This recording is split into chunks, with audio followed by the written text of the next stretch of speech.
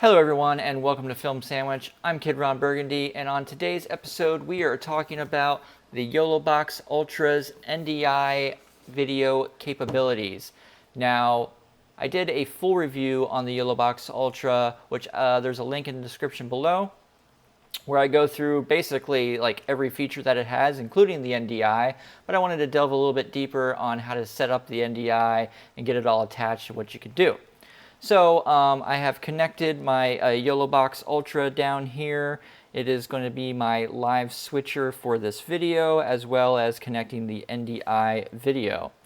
So what do I have here? I'm going to show you that I have a near stream camera. This is a all-in-one live streaming device, but it also has NDI capabilities. So I'm going to go ahead and put that right up here on the shelf there. I already have it on and connected to my network here, which basically with NDI, it's just wireless technology where you can attach cameras to a network, and then your YoloBox here can pick those cameras up and use them as video sources, which is great.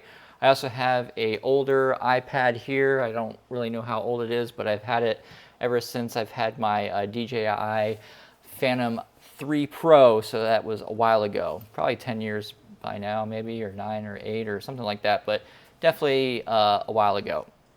So I have those two cameras on my iPad. I have a app called the Shoot app, and that can turn your iPad, iPhone into a NDI device. So that's what we're doing today.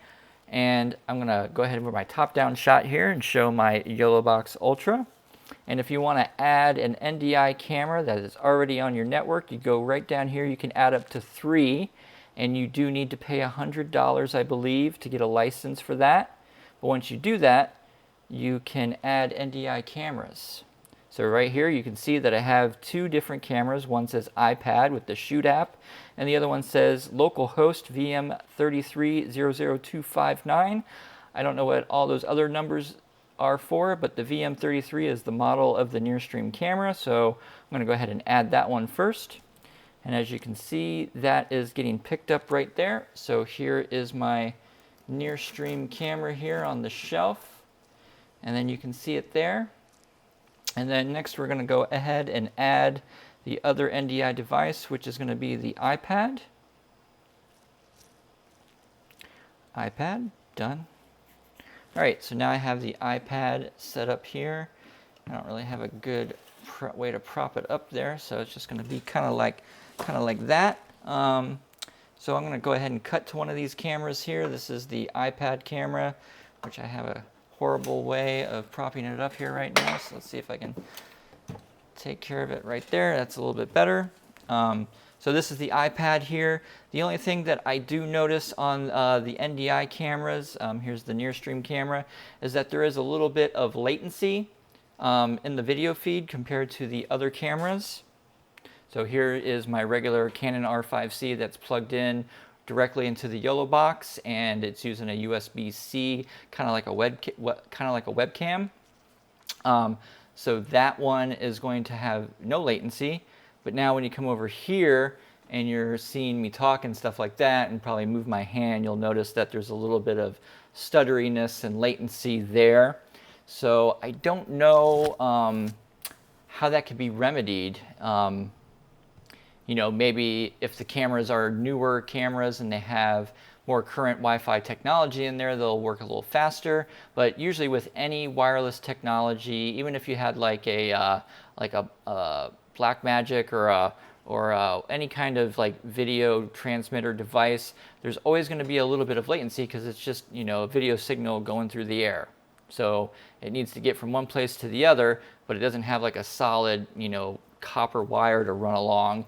I don't know how you can remedy that with, you know, these cheaper devices. Maybe if you get like a higher end camera that has better Wi-Fi chips, or maybe a video transmitter that, you know, because there are some out there that claim 0 latency. I haven't thoroughly tested those, but, you know, they might work better than, you know, like a few $100 item. Anyways, so my suggestion for these cameras would probably be if, like, you know, there was like a something that you were live streaming where not everything had to look like it was in time 100%. You know, maybe if there was like somebody doing like man on the street interviews or something with a camera, they're not, you know, they're not gonna notice that there's, you know, low latency, like if you had multiple cameras at like a live concert or something and people are playing instruments and singing, and you know, you would see the latency when the person sings and, you know, their lips are off in one camera but all the other cameras they're not. So that is something to keep in mind when you're using the NDI devices. Perhaps somebody out there can tell me if there's better technology that has zero latency with NDI. If you do, leave it in the comment below. But anyways, for this video, we're just showing you how to use NDI with the YoloBox Ultra. So as you saw, it was pretty easy. You just go to add a video source, you click on NDI, and then if you have any NDI cameras on your network, it'll show up there. We've already added them, so we don't need to add them again.